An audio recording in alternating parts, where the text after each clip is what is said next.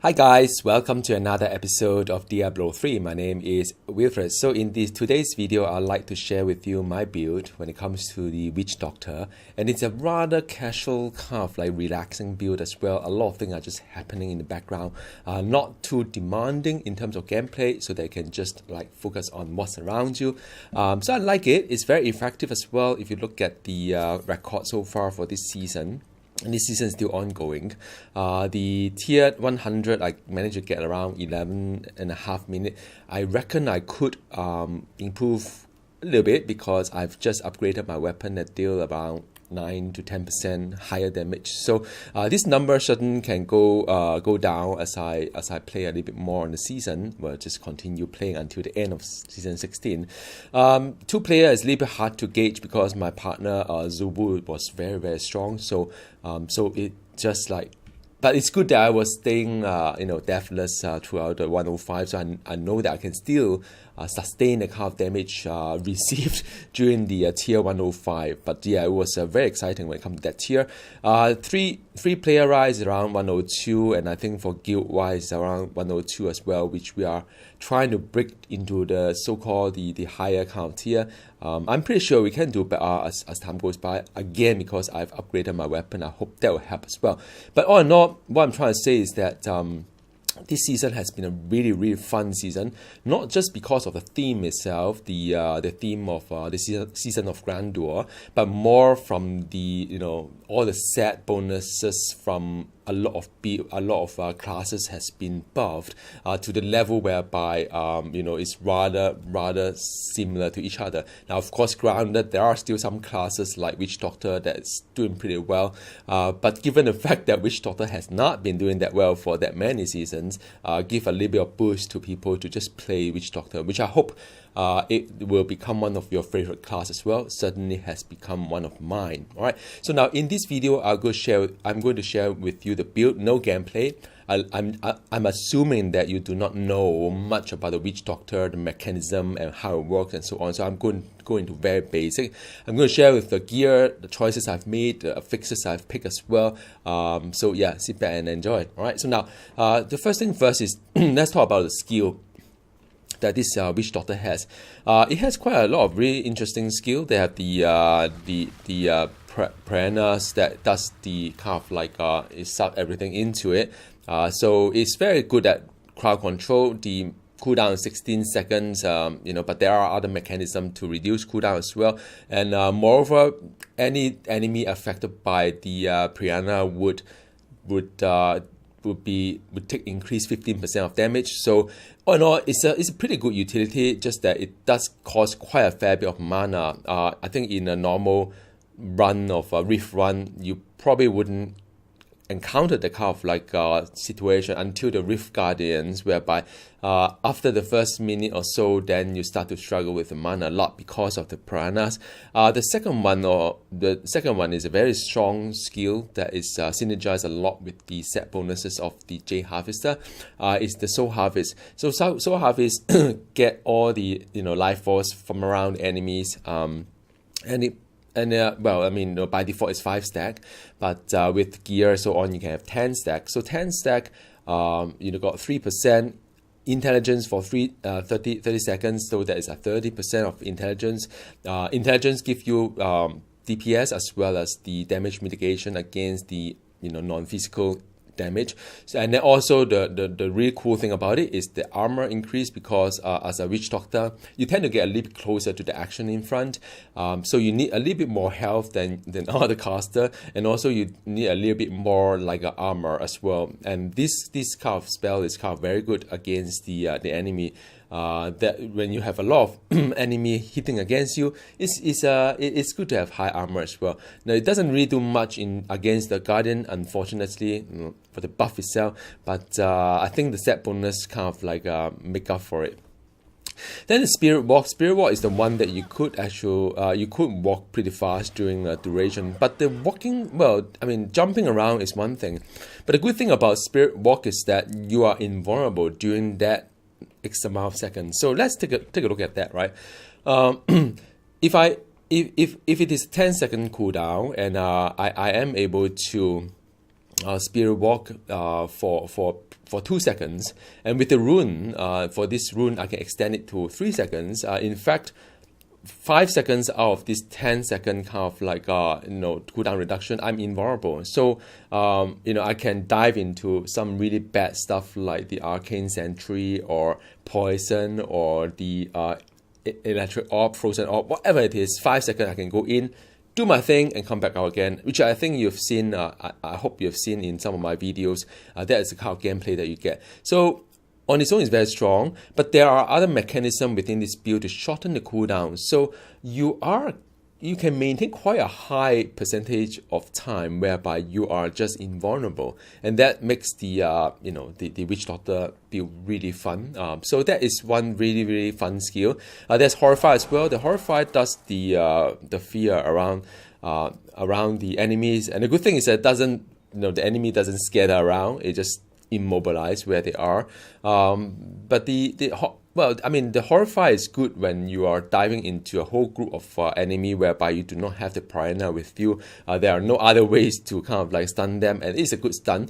But more so is that once you do this, you see this little green bar here to indicate that you have 50% additional armor for 8 seconds. So that will give you quite a nice buff to your toughness, synergize with your buff that you gain from Soul Harvest on armor as well. So all in all, it's a pretty decent skill. Okay, now the main skill is the horns. So the horns, if you with the right gear, you can have 2 horns affecting the enemy. So the horn itself does it's all right. The damage is a damage over time. But the good thing about this horn is that it does interact. Benefit from the set bonus. I'm going to share it with you a little bit more. And also, haunted enemy take 20% more damage, and that they will synergize with the Soul Harvest. That will synergize with the set bonus as well. So it's a lot of good stuff going on. Okay, so this is the one that I'd like to talk a little bit about, the Locust Swarm.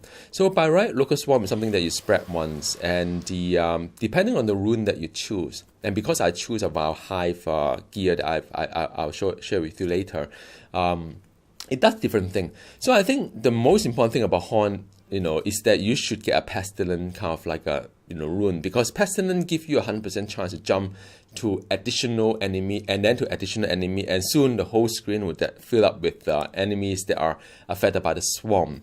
The only downside is that it does take a little bit of mana to spread it, at least initially, or screen after screen, from what I gather. And together with the Piranha kind of like a demand on the mana, it does take a lot of mana out from this Witch Doctor.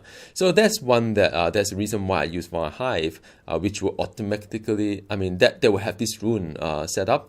And I'm using Wormwood as well that will automatically spread the sort of like, it will just continuously swarm the enemy around me. And that's the kind of build that I kind of enjoy. Like I said in the beginning of the video, very relaxing, but yet it's effective. Now, say if you use Wild Hive, whereby it will give you a free Pestilence rune, you are free to pick one of the other rune there. I personally like the Cloud of Insect, because enemy affected by this Cloud of Insect or this rune will get reduced damage.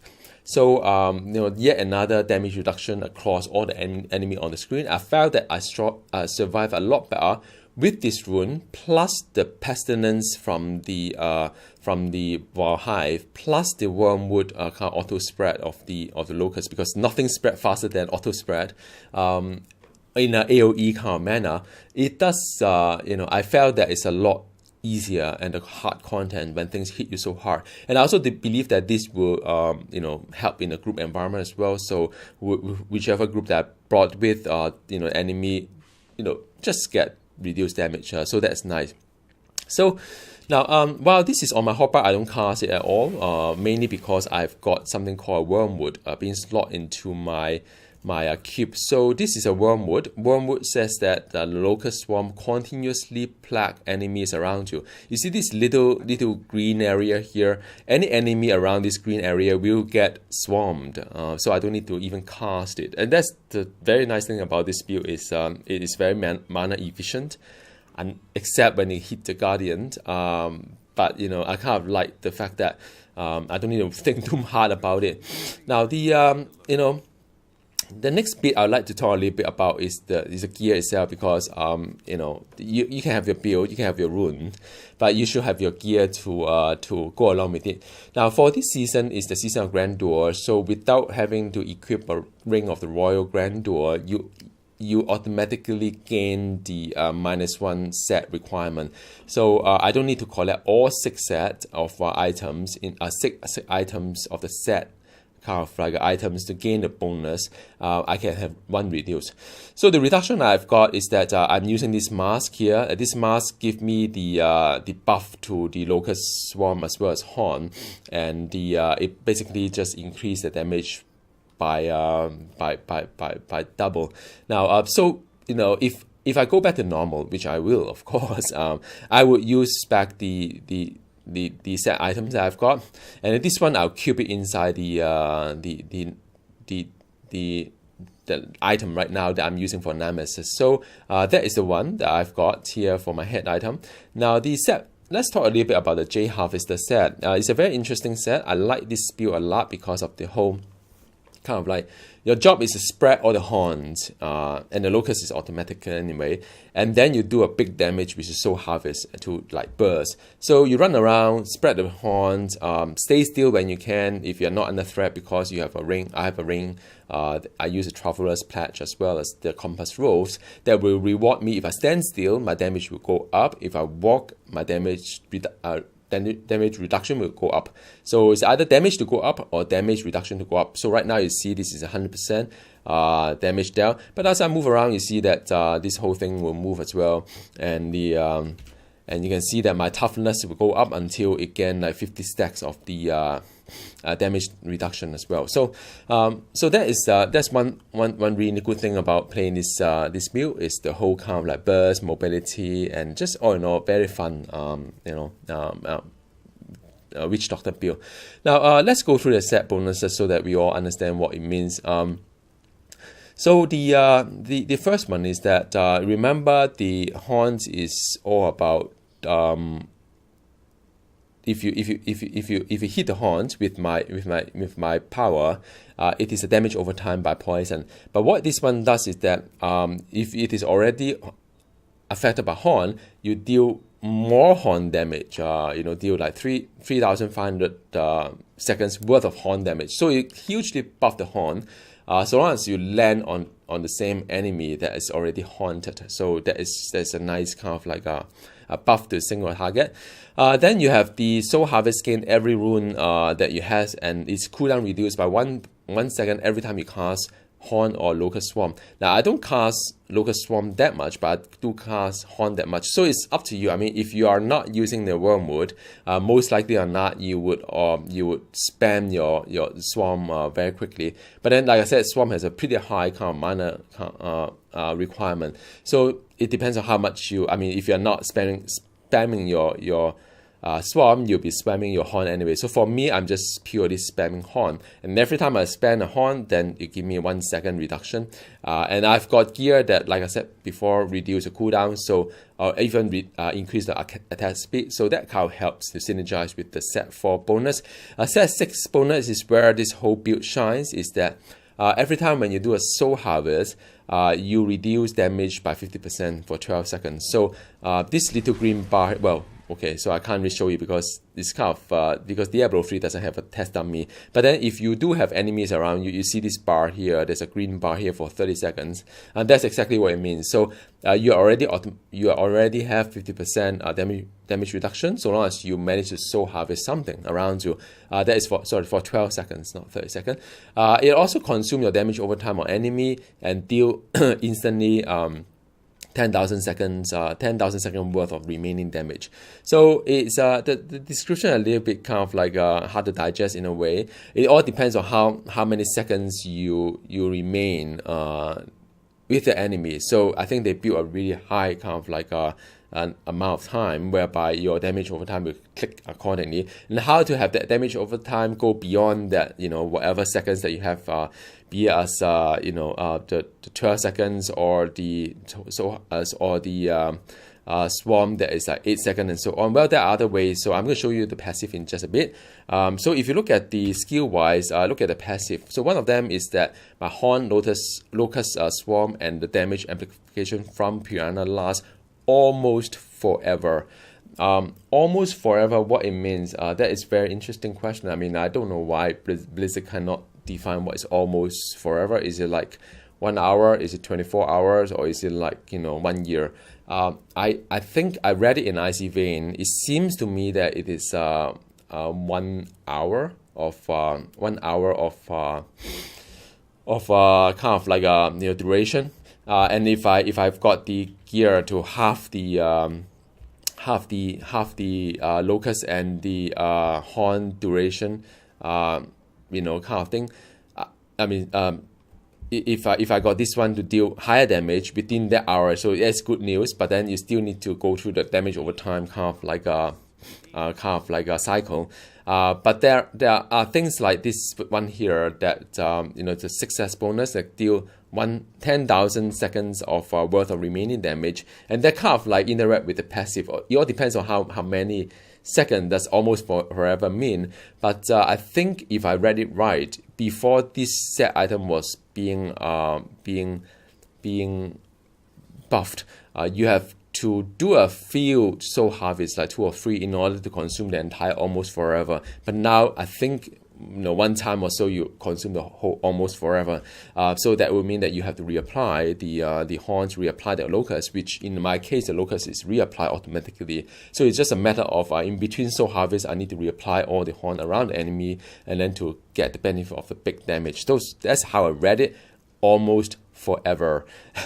Okay, the confidence ritual is that I deal 20% additional damage to enemy within 20 yards. So the 20 yard is kind of hard to see what is 20 yard, but I think you could safely say that as you play this Witch Doctor, you know what enemy get harvested, and that will be the radius, whereby that is the 20 yard kind of thing. I think it is almost like this guy here, that's why I also like to have the kind of Wormwood to give me kind of sense of where the radius of 20 yard is. But I think that is kind of like 20 yard. Then the Spirit Vessel is very much every other build. You have to have one passive dedicated to not dying after being killed by some stuff that you did not expect. So whenever you receive fatal damage, even at my level, I've received that, but it's a good thing that I would be brought back for to enter this just brought back to life for 2 seconds, and I'm healed to 50%. And so this is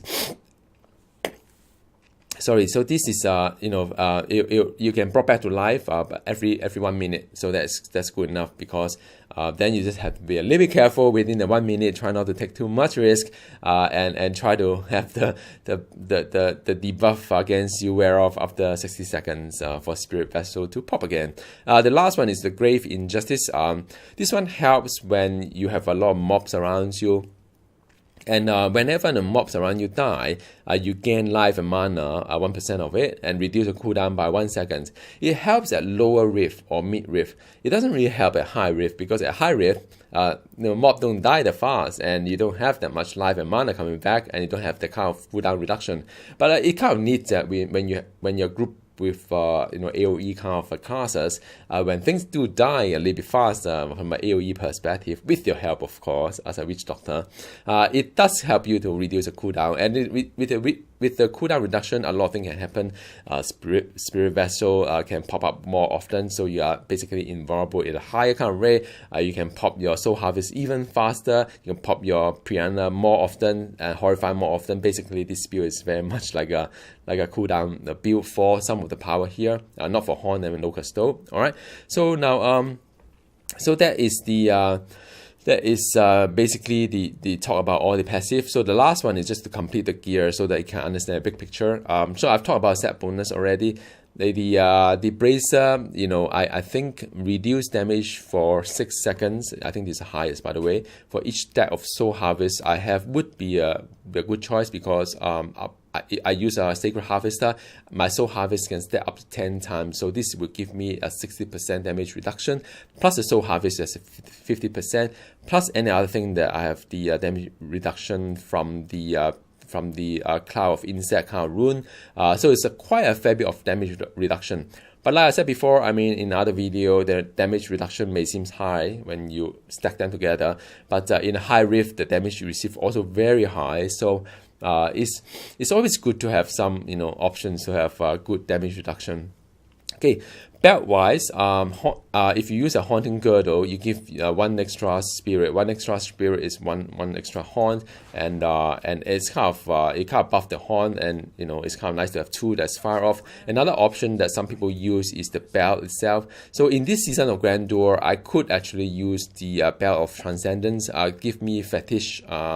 Kind of like a little bit of fetish fellows around me, and at a higher rift, this is very useful because essentially what it does is that it helps you to block the enemy around you. You can have 15 of them whenever you spend mana, which I do a lot. This one little fellow will come up, so I got 15 fellow around me, and it helped me to block some of the range thing, and help me to aggro when I do a spirit walk. So so that's really nice spell. But the only drawback is that with this spell, then your haunt will become, like, of course, a little bit lesser. So it is really about this item, and these items. I think BIS wise is still 2 haunt is better than this whole 15 little fellow. But for this season of Grandeur, which is part of the reason why it is fun, you could play around with some of these gears, swap around, and you can swap around with the nemesis that help a lot as well in terms of rift running.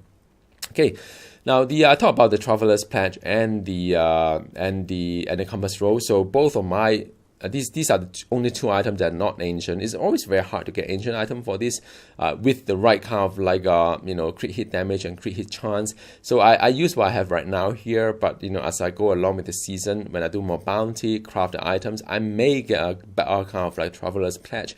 Like my wife has the ancient, or a better a primal ancient, or a better Compass Roach with which is like my wife, who also has the primal ancient.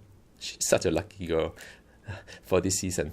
So now talk a lot about it. The Ring of Emptiness will be the BIS for the for this build.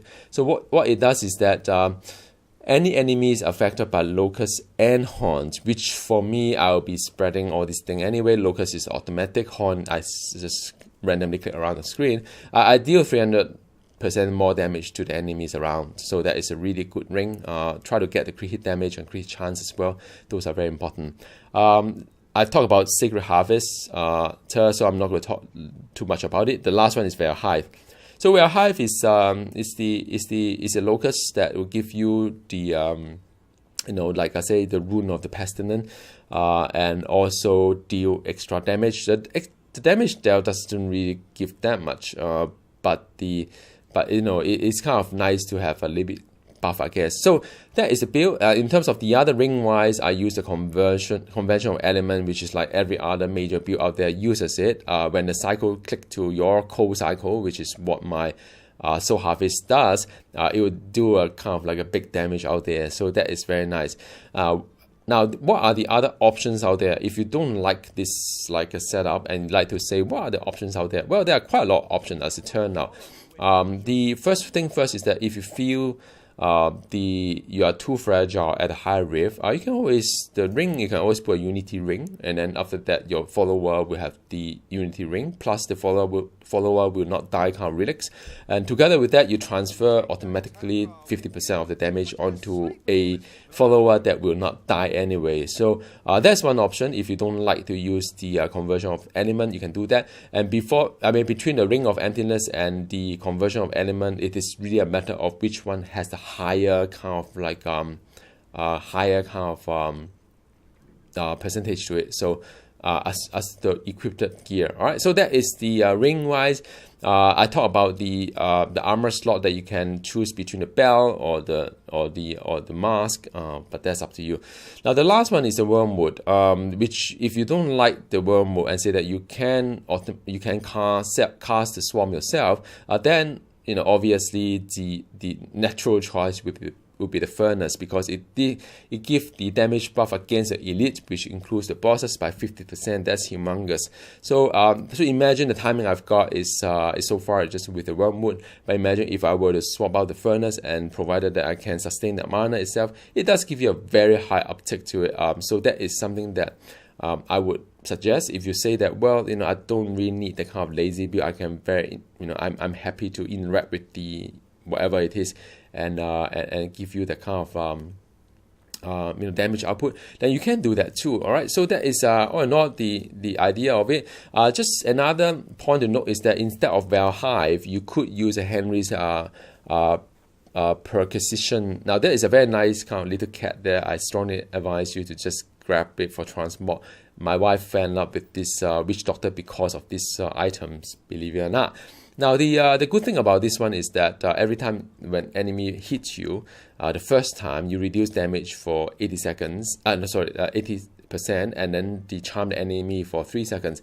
How is it useful? Well, because this build is this witch doctor build is a very much like high burst, and then you have to sniper the elite. So you do spirit walk a lot through the dungeon, and as you spirit walk, at the end of the spirit walk, you still have 5 seconds worth of time, provided that you're not killing anything, to normal walk.